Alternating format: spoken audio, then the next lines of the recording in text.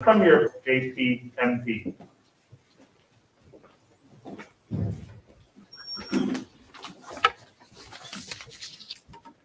Good morning, please be seated.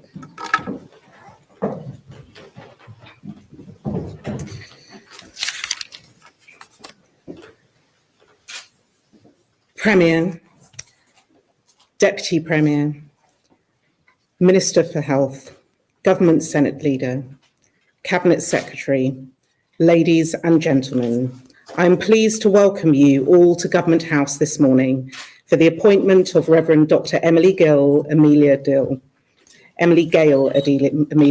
I'm very sorry, please forgive me, as a Government Senator and her swearing in as a Junior Minister. Under Section 27 of the Constitution, and with the advice of the Premier, I will make the appointment as Senator. The appointment as Junior Minister will similarly be made by me, acting on the advice of the Premier under Section 63 of the Constitution.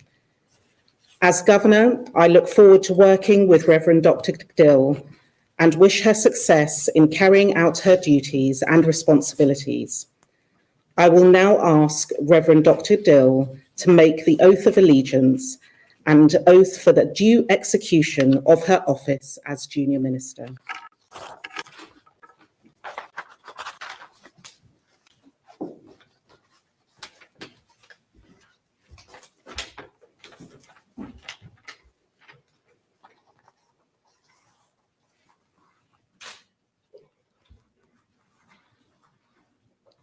I, Emily Gale Amelia Dill, do affirm that I will be faithful and bear true allegiance to Her Majesty Queen Elizabeth II, her heirs and successors, according to law, so help me God.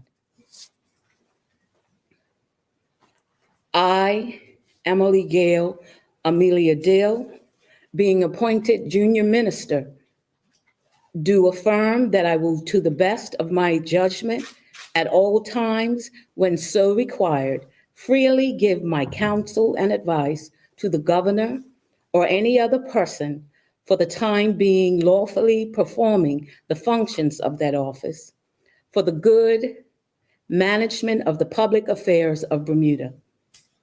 And I do further affirm that I will not on any account at any time whatsoever disclose the counsel, advice, opinion, or vote of any particular minister or junior minister, and that I will not, except with the authority of the cabinet, and to such extent as may be required for the good management of the affairs of Bermuda, directly or indirectly, reveal the business or proceedings of the cabinet or the nature or contents of any documents communicated to me as a junior minister, or any matter coming to my knowledge in my capacity as such, and that in all things I will be a true and faithful junior minister, so help me God.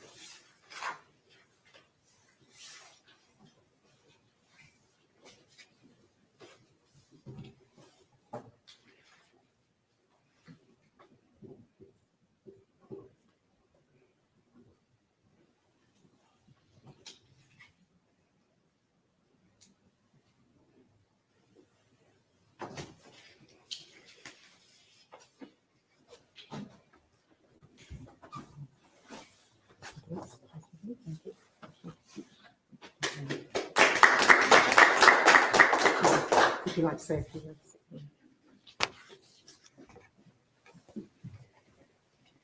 Good morning.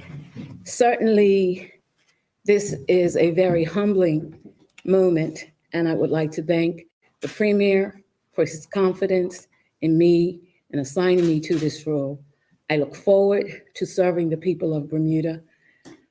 These are challenging times, but as the lyrics that Mr. John Woolrich wrote to what has become our clarion call, proud to be Bermudian. We faced hard times before, and we'll do it again. And I believe that with God's help, we can and we will. Thank you so much. Premier, would you like to come and say a few words?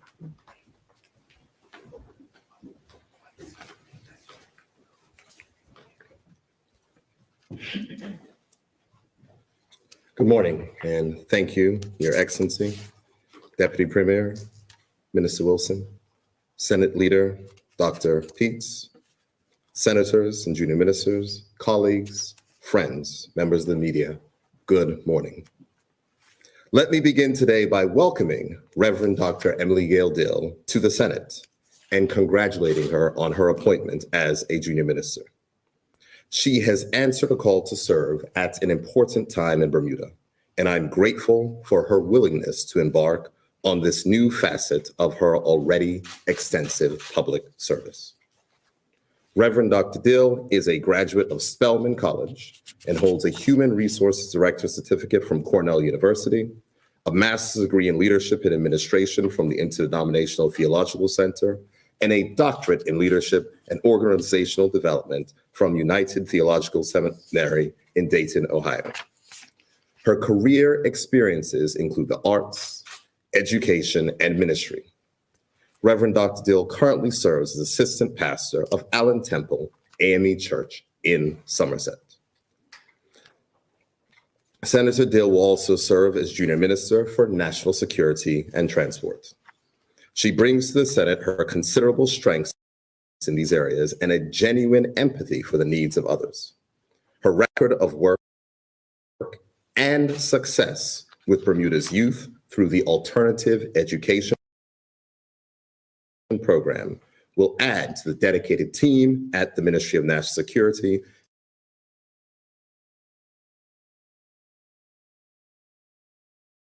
who are focused on tackling the root causes of gang violence. In addition to the appointment of Reverend Dr. Dill today, I've invited Her Excellency, the Governor, to assign me the responsibility for the finance portfolio. In November 2018, I could not have been more pleased to hand over the management of the public treasury to Curtis Dickinson. As a minister, Curtis added thoughtful and measured voice to deliberations of cabinet and brought to his service as Minister of Finance a wealth of experience honed by working at the forefront of investment banking in the world's leading financial centers. As I said earlier this week, I reluctantly accepted Curtis's resignation and did so out of respect for him. I sincerely valued his time and counsel as a Minister of Finance, and I look forward to his continued support of this government and take this opportunity again to thank him for his service. Needless to say, we are on the cusp of the delivery of a budget for the next fiscal year, and I can confirm that the schedule for the budget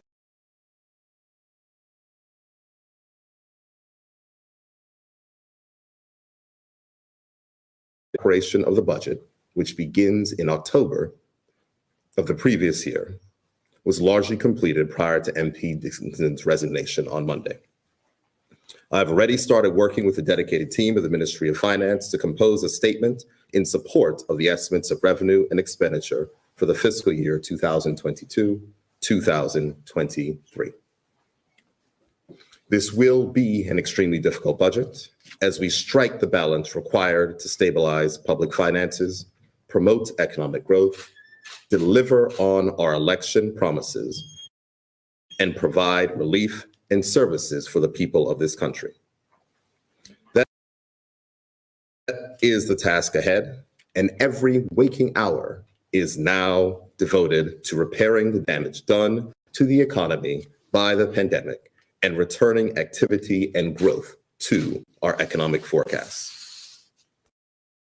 There are also critical promises on which we must deliver: mortgage relief for hardworking families, enhanced protection for consumers when dealing with banks and other financial institutions, and tax reform to promote greater equality in our tax system.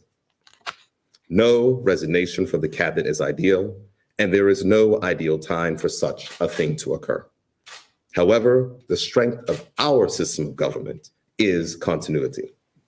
The Ministry of Finance is staffed by a team of consummate professionals with whom I've had the privilege of working previously, and this will be a seamless transition thanks to their level of expertise and constant attention to the various issues, both local and foreign, that impact the Ministry of Finance's mission. Additionally, the cabinet is likewise preparing for this new fiscal year and laying the groundwork for the delivery of those items promised in the 2021 throne speech and our 2020 general election platform. There is a resilience in both the cabinet and the backbench that will serve Bermuda well as we emerge from the worst of this pandemic and continue to commit ourselves every day to improving the lives of the people we serve. Thank you.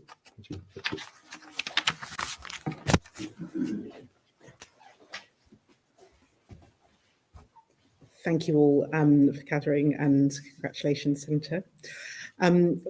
May I please invite you all to, I have no further words to say this morning, so thank you all for coming. Do you want to take questions, Premier? Yes. Thank you. Someone is definitely at that. We'll take traffic first. And then we'll Thank you very much. Thank you very much. Good morning. Premier, did the outgoing Finance Minister back into the honors of the Fairmont Southampton reference upgrade and refurbish? The Minister of Finance gave a ministerial statement to the House of Assembly in 2019 in where the government committed support to the redevelopment of the hotel project. And that was, so that is a matter of public record.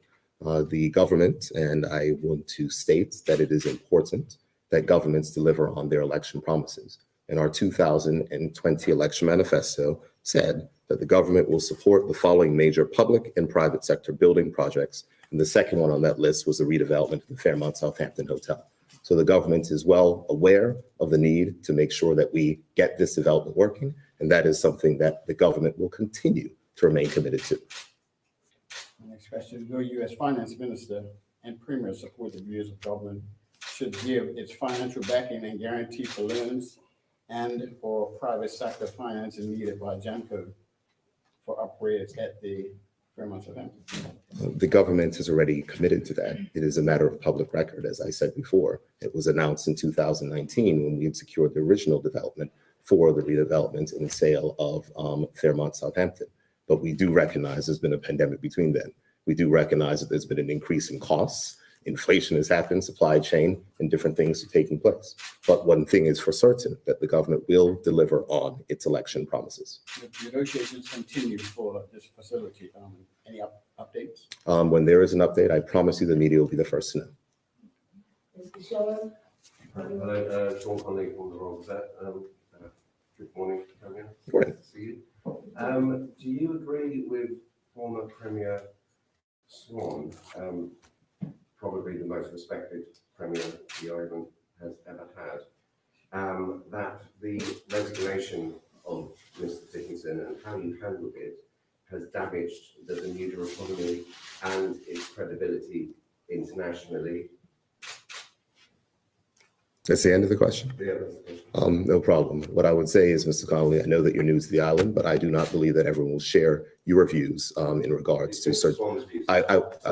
Sir John's. I'm speaking about the beginning part of your question. So let me just leave that part where it is. The fact is that people may have whatever opinion they wish, but governments must continue to run and to function. And the fact is that the government will continue to work through the issues that we are challenged with. On the matter of international business, I continue to maintain good relations with international business. I know all of the foreign leaders in the European Union as I travel there with the Minister of Finance. While he was Minister of Finance, he traveled with me before he was Minister of Finance. Please remember that it was myself who recruited Curtis into this role and took him with me to meet those foreign leaders prior to his appointment as the Minister of Finance. That work will continue. And I have no doubt, as I have spoken to the leaders of international business, that we will continue to maintain the stellar reputation that Bermuda has had in the international sphere. So you think Sir John is wrong then? That is his opinion, and he can have whatever opinion he wishes. Did Mr. Dickinson resign because of a disagreement with you about the Fairport Southampton project? I don't believe that is accurate to state. I think that the best person to speak to the reasons for his resignation will be MP Dickinson. What I can say is in a cabinet-style government, we are committed to executing on our election promises, and we must deliver for the people of this country. There has been a lot of time in politics that persons have been dissuaded from committing to the political process for a number of reasons. I mean, I won't say much, Mr. Connolly, but I think it's rather amusing that today, the Minister of Finance is held up as a beacon of a shining star, the former, but last week, there were front page headlines talking about his matters of travel and everything else. I think what's important to recognize and to focus is that it's difficult for people to be attracted to public service because it's hard work, and it is very difficult work. But the people of this country voted for a government based on an election manifesto. Our election manifesto is something that I hold dear, and it is something that will be delivered. Talking about matters of travel, why will you not say who paid what for you when you went to Chicago in December? What do you mean, who paid what, Mr. Connolly? Well, Hold 1 second, Mr. Connolly. I know that you're new to this country, but let me just say this. The questions were answered. You may not like the answers to the question, but the questions were answered. Excuse me, the questions weren't answered. You were asked who paid what for you when you traveled to Chicago in December, or you declared was $23.48 for a meal. Mr. Connolly, did you ask me who paid for my trip to my California when I stay with my family? That is not a... Mr. Connolly. That's the head of government. That is a family trip. One more question, Premier. Premier, are you going to announce and introduce tourism minister, or are you going to continue to hold that portfolio? Thank you for the question, Trevor. It's a great question. Clearly, with the additional responsibilities of finance, there will need to be a reallocation of portfolios, and those will be things that will be decided on in the near future. You have to recognize that we had cabinet yesterday. Certainly things, as we had party meetings last evening and other things that took place on Monday. So I have not had the time to speak with all of my ministers yet. I have not had the time to speak to fellow colleagues, but there will certainly be reassignment of portfolios as we move towards a budget period, that we can take a look at things after the budget period. The most important thing to do is to make sure that we get through the budget period. Mr. Premier, why did you appoint Curtis Richardson to the Senate after the Hurley family warned you twice that he was in serious debt to his landlady, his ex-landlady? And they told you in May 25th, 2020 and September 1st, 2020 that he was in arrears to this elderly woman who ended up crying in the Supreme Court. I mean, do you feel any shame about, what she went through and your role in that and appointing him to the Senate? Well, here's what I'll say. I know that all media were given 3 questions. This is just 6. I will do my best to answer and try to be respectful as I'm in the governor's house. Thank you, Mr. I have spoken to Mrs. Harvey. I'm not sure if you have spoken to Mrs. Harvey. Yes, I have. The conversation, again, Mrs. Harvey said she didn't speak to the media, Mr. Connolly. So let me just be clear. I have spoken to Mrs. Harvey. She did speak to I you. have spoken to Mrs. Harvey, and Mrs. Harvey and I had a incredibly detailed and lovely conversation. And here's what I will say. That conversation was as though if I was speaking to my mother.